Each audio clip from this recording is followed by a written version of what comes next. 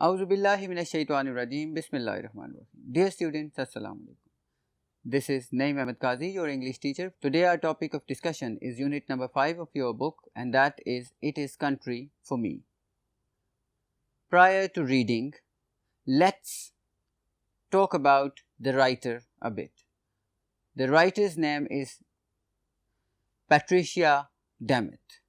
Patricia Dammit and her husband grew in a small town in Iowa, and they had a close connection with a farm family. अब इस farm family का जो close connection है ये किस तरह इस आगे बढ़ा, आप ये देखें कि डिवोशन इस राइटर की कि she along with her family traveled to the farmland, farm areas, and over there she stayed for more than a year and recorded all the details of a young boy. और वो ये तमाम जो कहानी है ये बेसिकली कोई तख़य्युलाती नहीं है, इमेजनरी नहीं है, ये उसने वहाँ रह के फार्म हाउस में जो फार्म्स हैं वहाँ पे ये फैमिली गई, जो वो इलाका जहाँ पे सिर्फ फार्म्स थे, और फिर इसने वहाँ पे ये रिकॉर्ड किया, हर चीज़ लिखी है अपनी, और it's a very very famous book, और इसने कई अवार्ड्स इसको मिले हैं, ख़ासकर ये चिल्ड्रन के बहुत सारे अवार्ड्स जो हैं चिल्ड्रन के लिए लिखने के लिए इसको मिले हैं. अब ये अमेरिकन रूरल लाइफ पे है, और इस Joel growing up a farm man, इसका जो नाम है बेसिकली वो ये है, Joel growing up a farm man. अब उसका एक एक्सट्रैक्ट है, ये एक्सर्प्ट है, जो उसमें से कुछ हिस्सा निकाल के हमें एक कहानी की शक्ल में दिया गया है. तो मुकम्मल जो नावल है उसका नाम Joel growing up a farm man ये है. अब हम देखते हैं कि इस स्टोरी में है क्या. Let's start reading it. एक और चीज़ आप याद रखिएगा कि आपका जो कंटेंट वाला एरिया है बुक का, वहाँ पे it is country for me में इट्स के इट्स जो लफ्ज़ है ये बुनियादी तौर पे जब इट इज़ के मानी में इस्तेमाल किया जाए तो एस से पहले एपोस्ट्रोफी होता है, और ये टेस्ट एडिशन है क्योंकि अभी आया हुआ है, तो उसमें इट्स के दरमियान एपोस्ट्रोफी नहीं डाला गया. इट्स मिस्टेक है या एरर है आप कह सकते हैं. तो आपने ये ध्यान में रखना है कि इट इज़ जब भी लिखना है तो उसमें आपने एपोस्ट्रोफी एस से पहले और इट के बाद लिखना है. और कंटेंट में नहीं लिखा हुआ, कंटेंट की जो लिस्ट है, लेकिन बाद में ठीक लिखा हुआ है. Let's start. It was 11:15 at night when Joel, reading in bed, heard his mother call up, "Joel, come and feed Lambie. Will you?" She usually fed the orphaned lamb, but tonight she had come home late from a meeting and did not want to go to the barn wearing good clothes. अब रात के 11:15 हैं, 11:15, और जोल जो है वो अपने बिस्तर में लेटा हुआ है, और उसे अपनी माँ की आवाज़ आती है जो उसे कहती है कि जोल आओ. और लैम्बी, जो लैम्बी है बेसिकली लैम्ब एक चाइल्ड है, लैम्ब किड, उसको यानी कि बकरी का बच्चा या शीप का बच्चा, वो आप ये समझ लें वो है, और वो उसकी माँ कह रही है कि तुम उसे जाके खाना खिला दो, फीड कर दो. और फिर पूछती भी है विल यू, क्या तुम ऐसा करोगे. और क्यों पूछती है, क्योंकि अमूमी तौर पे ये जो काम है वो उसकी वालदा खुद करती है, लैम्बी को फीड करने वाला. लेकिन आज क्योंकि वो लेट आई है किसी मीटिंग से, और उसने कपड़े जो हैं वो मीटिंग वाला ड्रेस पहना हुआ, और वो नहीं चाहती कि वो ये कपड़े पहन के बान यानी बाड़े में चली जाए और वहाँ पे फिर उसके कपड़े ख़राब होने का ख़तरा है. तो इसमें आप ये ध्यान में रखिएगा कि MCQs में ऐसा क्वेश्चन आ सकता है कि कौन फीड करता था यूजुअली लैम्बी को, तो वो है मदर. आज उसको वो कह रही है कि तुम करो, और फिर टाइम क्या था, रात के 11:15. Let's go to the next paragraph. The family dog Jessica jumped up from the doorstep as Joel came outside. A pair of overalls pulled over his pajamas, the laces of his boots dangling loose. "Hey, Jess," he greeted her, ruffling the dog's thick fur with one hand as they loped together to the barn. In his other hand he carried Lambie's meal. Milk replacement in a soda pop bottle capped by a black nipple. अब जोल जो है वो उठता है एकदम से और वो अपने कमरे से बाहर निकलता है. जैसे ही वो कमरे से बाहर निकलता है तो जेसिका जो एक कुत्ता है, उसका नाम जेसिका है, फीमेल डॉग है. अब यहाँ पे आप ये भी याद रखें कि लिटरेचर हमें दिखाता है कि लाइफ की रिफ्लेक्शन उस जगह की, उन लोगों की सोच, रहन सहन.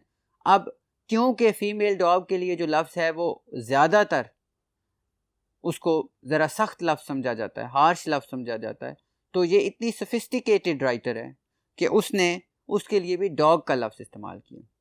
तो जेसिका जो है वो बाहर मौजूद थी और उसने उसी वक्त जंप लगाया, उछली और उसके साथ आके चिमट गई जोल के साथ.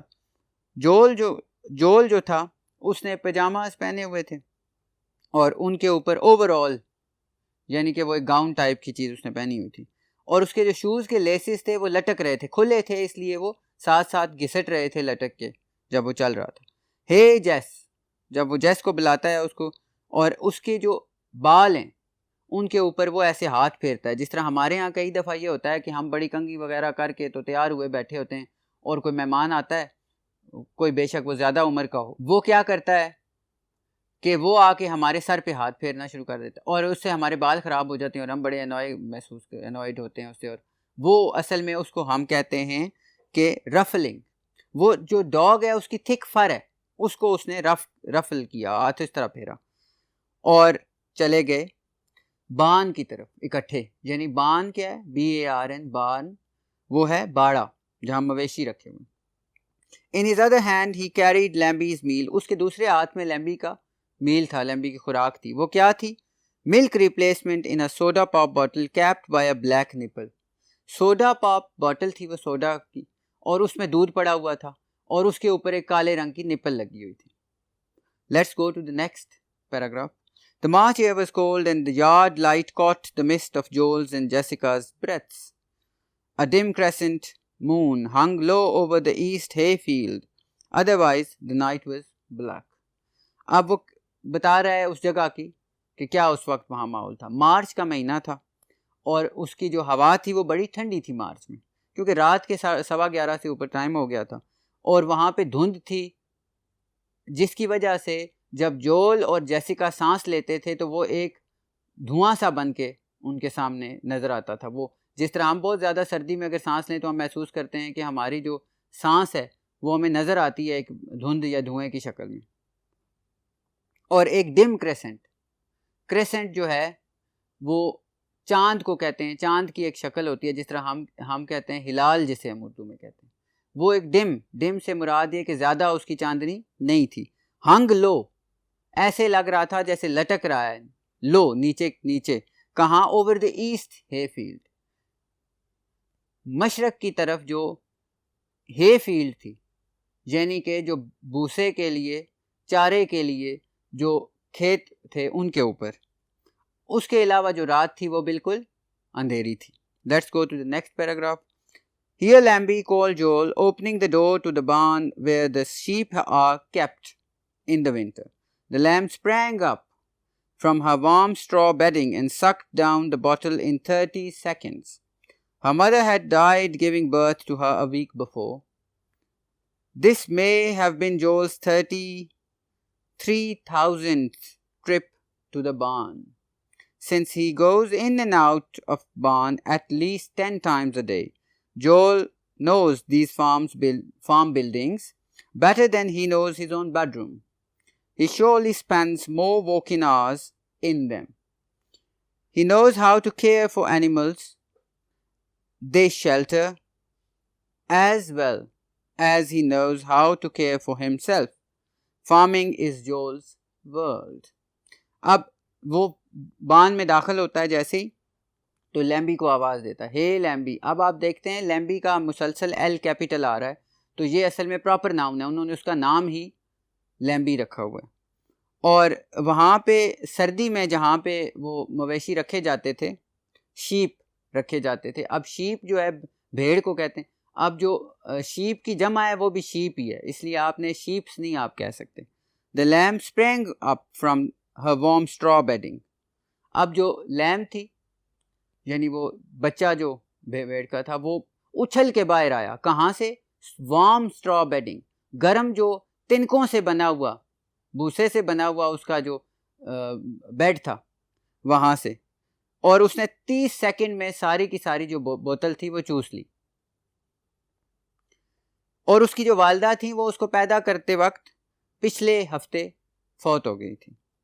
और ये तकरीबन वो कह रहा है कि 33,000वां हो सकता है टाइम हो कि जोल जो है वो बान में आया हो, और बान जो है वो जोल जो है वो इन बान्स की बिल्डिंग को इतने अच्छे तरीके से जानता था कि जितना वो शायद अपने बेडरूम को जानता हो या उससे भी ज़्यादा। और वो अपने ज़्यादातर जो वर्किंग आवर्स थे, काम करने वाले वक्त था, वो बान में ही गुजारता था, यानी बाड़े में ही गुजारता था और एनिमल्स के साथ, जानवरों के साथ गुजारता था।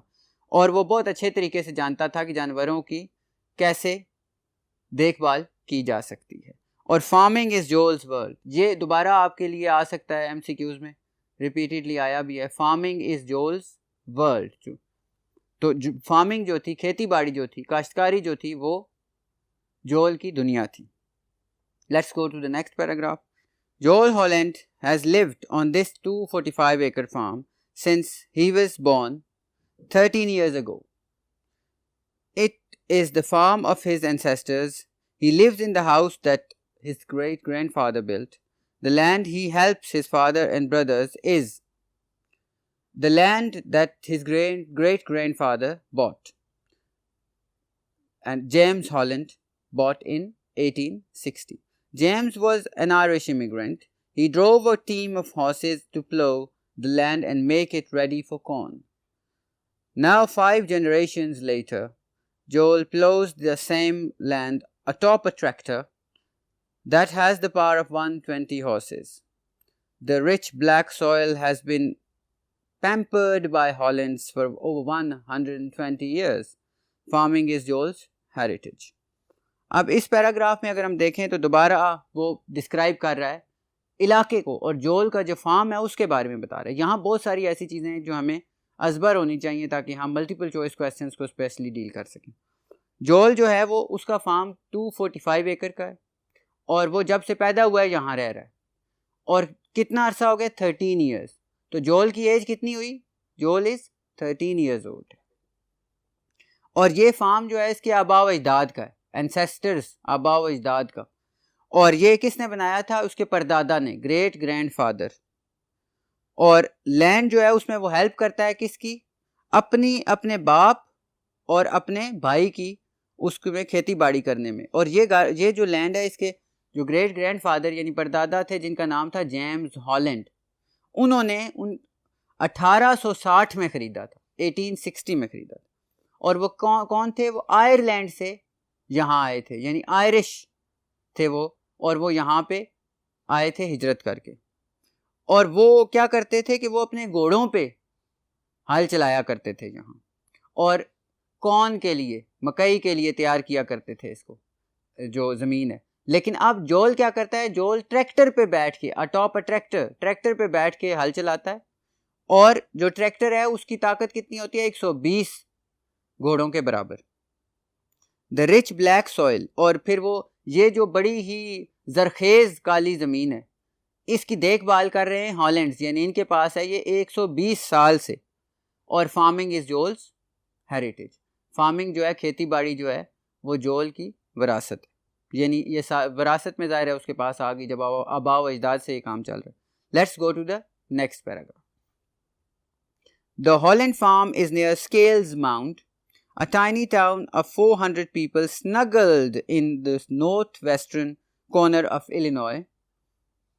The land there is hilly, rolling in great waves. In fact, just a few miles away, in the highest point in the state.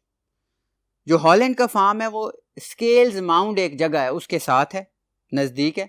Tiny town है, छोटा सा एक कस्बा है जिसमें 400 लोग बड़े नज़दीक, क्योंकि छोटा सा कस्बा है स्केल्स माउंट, तो वहाँ पे वो छोटे छोटे जो गलियां और मोहल्ले हैं, तो वहाँ पे नज़दीक नज़दीक जुड़े हुए स्नगल्ड जो है वो मकान है जहाँ पे 400 लोग रहते हैं, और ये north western corner of Illinois में है। और लैंड जो है वो हिली है, पहाड़ी इलाका है। रोलिंग इन ग्रेट वेव्स, के वो ऐसे नीचे वेव्स में, पहाड़ी है ज़ाहिर है तो वो सीधा तो हो नहीं सकता, वेव्स में नीचे आ रहा है। और ये कुछ मील के फासले पे है उस जगह से जो इलिनॉय स्टेट का, जो रियासत है इलिनॉय, उसकी का बुलंद तरीन मकाम है, उससे ये कुछ मील के फासले पे। Let's go to next paragraph. Joel attends public school in Scales Mount in a split-level brick building with 235 other grade school and high school pupils. About half the students are farmers. This year, Joel will graduate from 8th grade and begin 9th. But his class will not get larger, except for 3 foster children who came and left. Joel has been with the same 19 kids since first grade.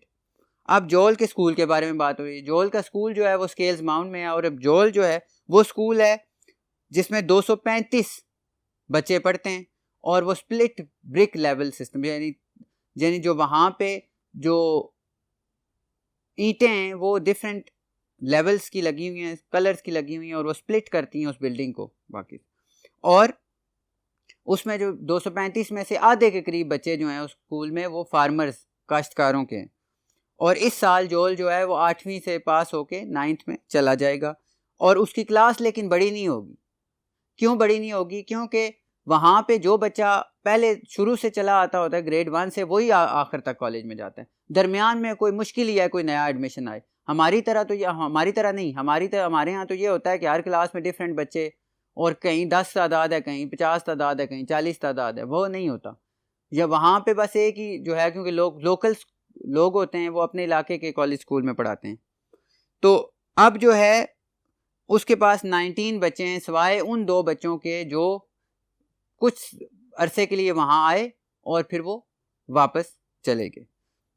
I know every kid in practically the whole school, he says. Some of those guys in school on TV don't even know the people in their own class. वो कहता है जोल, अब जोल की जहानत की बात शुरू होगी। जोल कहता है मैं हर एक बच्चा जो मेरे स्कूल में पढ़ता है मैं उसको जानता हूँ बहुत अच्छे तरीके से, और कुछ लोग जो टीवी पर आते हैं और स्कूल से ताल्लुक़ है वो अपनी क्लास के बच्चों को भी नहीं जानते, अपने ग्रेड के बच्चों को भी नहीं जानते। Let's go to next paragraph. Joel is a good student though reluctant to discuss it. Yeah, I guess I pull mostly A's, some B's. In national testing, Joel scored an overall 99%, meaning that only 1% of students scored higher. His studies are typical of any 8th graders in United States. We are doing percents in maths, English, forget it. In history, we are up to FDR. In science, we do experiments like taking this chemical HCl and blowing up pieces of chalk. अब यहाँ पे जोल के बारे में बात की जा रही है। जोल जो है वो बहुत अच्छा स्टूडेंट है, लेकिन वो शर्मीला सा है, वो ज़्यादातर इसके बारे में बात नहीं करता। वो ज़्यादातर एज और बीज लेता है। एज आपने एस देखा होगा एपॉस्ट्रॉफी के बाद। जब भी हम ग्रेड की बात करते हैं और ए की बात करते हैं, ए ग्रेड है तो मेरे फ़र्ज़ करो 4 ए ग्रेड आए तो मैं कहूँगा एज, 4 एज। तो 4 एज जो है वो एपॉस्ट्रॉफी आएगा इससे पहले। ये प्लूरल करने का कानून है जब आप इस तरह करते हैं तो एज और बीज उसके आते हैं ज़्यादातर। और वो जो नेशनल टेस्टिंग है उसमें 99% उसका स्कोर है, यानी सिर्फ 1% बच्चे उससे ज़्यादा हैं। ये वहाँ पे एक सिस्टम है जिसमें हर बच्चा जो है वो एक टेस्ट देता है मखसूस अपने ग्रेड के ऊपर आके। वो 8th में हो सकता है, 5th में हो सकता है, 7th में हो सकता है, 9th, 10th, 11th, 12th, हर साल हो सकता है। वो स्कूल का इम्तहान नहीं होता, वो एक नेशनल टेस्ट होता है, एंड नेशनल टेस्टिंग उसे कहते हैं। जिस तरह हमारे यहाँ SAT है, वही तकरीबन आप SAT ही समझें, उसको प्रीलिमिनरी SAT जो होता है उसकी बात कर। अब वो कह रहा है कि वो किसी टिपिकल 8th ग्रेडर की तरह है, जो एक आम 8th ग्रेडर पूरे USA में होता है उसी तरह वो है। और वो बता रहा है कि हम परसेंट कर रहे हैं मैथ्स पे, और हम इंग्लिश फॉरगेट इट, इंग्लिश का वो कहता है भूल जाएं। हिस्ट्री में वो कह रहे हैं हम FDR कर रहे हैं। ये FDR जो है ये बुनियादी तौर पे एक प्रेसिडेंट था, फ्रैंकलिन डी रोज वेलेट उसका नाम था, वो उसके बारे में हिस्ट्री में पढ़ रहे हैं। और साइंस में वो कह रहा है कि हम कोई तजर्बे कर रहे हैं और केमिकल को HCl लेके उसको हम चाक्स को ब्लो करते हैं पीसीज में। अब हम चलते हैं नेक्स्ट पैराग्राफ में। But when the school bus drops Joel off and he runs up the quarter-mile lane to his farmhouse, slips out of his sneakers and pulls on his boots, then his life is no longer typical of an average teenager. His footgear is the clue. Joel wears boots every day, no matter what the season. That's because he does chores every night after school and for several hours on weekends. The chores are boot work, hard, heavy and sometimes dirty. अब इसमें उसके जो school के बाद के मामलात हैं उनकी बात हो रही। जोल जो है उसको बस उतारती है तकरीबन क्वार्टर माइल दूर, तकरीबन 1/4 मील जो दूर अपने फार्म हाउस से, अपने घर से। वहाँ से वो आता है दौड़ता हुआ और आके अपने स्टिकर्स जो है वो उतारता है और बूट्स हैवी जो काम करने वाले होते हैं, आपने देखा होगा जो हैंडीमैन है या जो वर्कर है उनके शूज़ डिफरेंट होते हैं, क्योंकि वो ये तो खासकर फार्म हाउस में था इनका और फार्म में खेतों में जाता था। वहाँ पे अगर प्लो हो रही हो या कोई बारिश हो जाए तो आप देखते हैं कि पाँव धंस जाते हैं, तो फिर वहाँ पे बड़ा मुश्किल होता है चलना। तो वो इसलिए वो बूट्स जो हैं वो क्लू होते हैं, इसका इशारा दे रहे होते हैं कि अब वो टीनेजर नहीं रहा, अब वो एक एडल्ट बन गया, अब वो एक बड़ा आदमी बन गया जो काम कर, जिम्मेदार शख्स है। अब वो हर सीजन में काम करता था, सर्दी गर्मी हर वक्त में, और कई घंटों तक वो स्कूल से वापस आके काम करता था रात को, और जो वीकेंड्स थे वो तो इतने घंटे काम करता था कि समझ लें कि वहीं पे ही मौजूद रहता था। और ये जो चोर्स ये जो काम थे ये बड़े हार्ड, हैवी और डर्टी थे, सख्त थे, मुश्किल थे, और इससे जो कपड़े हैं या शूज़ हैं वो गंदे हो जाते हैं, हाथ कपड़े, वो इस तरह का काम था और इसलिए ये बूट वर्क था जो वे करता था। नेक्स्ट पैराग्राफ पे चलते हैं। द डेली चोर्स दैट जोल does help run the farm and help support the family. Joel is a teenager, but he does the work of an adult, unlike most families, where the parents alone make the money. Farm families work together. Each child's labor is not only important to the family's well-being, it is essential. Joel जो है वो बहुत ज़्यादा उसका काम important था। वो ऐसी फैमिली से ताल्लुक़ रखता था जहाँ पे जो बच्चे हैं उनका काम भी बहुत इम्पॉर्टेंस रखता था। ये वो ऐसी फैमिली से ताल्लुक़ नहीं रखता था जहाँ पे पेरेंट्स काम करते थे और बच्चे जो हैं वो कुछ भी नहीं करते थे, बल्कि वो ऐसी फैमिली थी कि जहाँ पे बच्चों का काम भी बुनियादी हैसियत, कलीदी हैसियत रखता था, इसेंशियल था, लाजमी था, ताकि जो फैमिली है वो अच्छे तरीके से चल सके। नेक्स्ट पैराग्राफ पे चलते हैं। The Hollands operate a self sufficient farm typical of many in the Corn Belt. They raise livestock, cattle, and a few sheep. In each herd, they keep some females to replenish the stock. The rest of the animals are sold for slaughter and land on America's tables as beef and lamb. The Hollands grow virtually all the food their animals need: corn, oats, and hay. They sell the surplus, though most of their money comes from selling the animals themselves. अब वो farm के बारे में थोड़ा सा जो उनका काम है उसके बारे में बयान कर रहा है। हॉलैंड्स का जो फार्म था वो सेल्फ सफिशिएंट था, यानी कि वो फार्म जो 245 एकड़ का था उसके ऊपर अगर जानवर थे तो उनकी खुराक भी फार्म से ही हासिल की जाती थी, और अगर इंसान थे तो उनकी खुराक भी फार्म से ही हासिल की जाती थी, यानी बाहर से उन्हें कोई चीज़ ज़रूरत नहीं पड़ती थी। और ये टिपिकल था, ये हर तकरीबन उस कॉर्न बेल्ट में, बेल्ट समझ लें कि एक वो पूरी पट्टी है जिसके अंदर फार्म हाउसेज हैं, फार्म्स हैं, यानी कि बहुत बड़े बड़े ऐसे डेरे हैं जो आप समझ लें, जो हम यहाँ पे होते हैं कि वहाँ पे गायें भी होती हैं, भैंसें भी होती हैं, बकरियाँ भी होती हैं, और उसके अलावा वहाँ पे हम देखते हैं कि खेत भी होते हैं। तो ये वो लाइफ स्टॉक रखते थे, मवेशी, और मवेशी में वो cattle and a few sheep, और हर हर्ड में, हर्ड हम कहते हैं रेवड़ को, रेवड़ होता है मुख्तलिफ जो एक को फ़र्ज़ करो 10-20 बकरियां इकट्ठी चल रही हूँ तो वो एक रेवड़ होगा। अब वो उसको क्या करते थे कि वो कुछ फीमेल्स को रखते थे जिनसे वो अफजाइश नस्ल करते थे और बाकी को वो बेच देते थे, और वो बाकी जो है अमेरिका के जो डाइनिंग टेबल्स हैं बड़े बड़े इलाकों के शहरों के, वहाँ पे वो सामने रखे जाते थे गोश्त के तौर पे। और हॉलैंड्स जो हैं वो वर्चुअली हर चीज़ ग्रो करते थे, जैसे हमने बताया है। फूड जो भी चाहिए होता था मवेशियों के लिए, वो मसलन वो हर चीज़, कॉर्न हो, मकई हो, वो ओट्स हों, वो या फिर हे हो या भूसा हो, वो सब कुछ उनके पास मौजूद होता। और सरप्लस जो होता था उसमें से वो उसको फ़रोख्त कर देते थे। लेकिन सरप्लस जो इजाफी जो चीज़ें पैदा की होती थी ने, हे, ओट्स और कॉर्न, उसको वो बेच देते थे, इजाफी को सरप्लस कह रहे।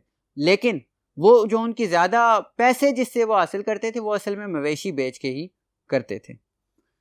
Next paragraph, to run a farm like this farmers have to have many skills. अब वो फार्मर की खुसूसियात यहाँ बयान कर रहे हैं, काश्तकार की। They have to be machine operators, driving immense and powerful vehicles. They have to be mechanics, repairing them, husbandmen, raising livestock, veterinarians, tending them when sick, agriculturists, growing food on a large scale, business people, managing like Joel's father, a farm operation worth nearly $1 million, and as Joel works on the farm in all these workers. अब जो एक farm वाला है, अब ये भी सवाल आ सकता है, बड़ा इंपॉर्टेंट है कि एक फार्मर होने के लिए क्या क्या वहाँ चाहिए। तो फार्मर होने के लिए ये बहुत ज़रूरी है कि आपको बहुत सारी हुनर आपके पास हो। मसलन वो कहता है मशीन ऑपरेटर हूँ, ताकि बड़ी बड़ी व्हीकल्स जो हैं, बड़ी बड़ी ट्रैक्टर हो गए और इस तरह की बड़ी बड़ी मशीनरी आप चला सकें। और they have to be mechanics, और उनको मैकेनिक होना चाहिए ताकि वो जो गाड़ियाँ उनके पास मशीनरी है वो ख़राब हो जाए वो उसे ठीक कर सकें। हस्बैंड मैन होना चाहिए ताकि वो जो जानवर हैं, मवेशी हैं, उनको पाल सकें। और वेटरिनेरियन होना चाहिए, यानी जानवरों का डॉक्टर, ताकि वो बीमार हो जाएं अगर जानवर तो वो उनका इलाज कर सकें। और काश्तकार होना चाहिए ताकि वो बहुत बड़े पैमाने पे फूड को ग्रो कर सकें। और बिजनेस पीपल होना चाहिए ताकि वो जो चीज़ प्रोड्यूस कर रहे हैं उसको बेचने के लिए अच्छे तरीके से मार्केट में बार्गेन कर सकें, क्योंकि वो उसका फार्म है वो $1 मिलियन का, $1 मिलियन वर्थ है उसकी, यानी सालाना $10 लाख उसकी वर्थ है। और जोल जो है वो इन सारे वर्कर्स के तौर पे काम करता है। इसके साथ ही हमारा ये पहला लेक्चर ख़त्म होता है। नेक्स्ट लेक्चर में हम इसको आगे कंटिन्यू करेंगे। अल्लाह हाफिज़।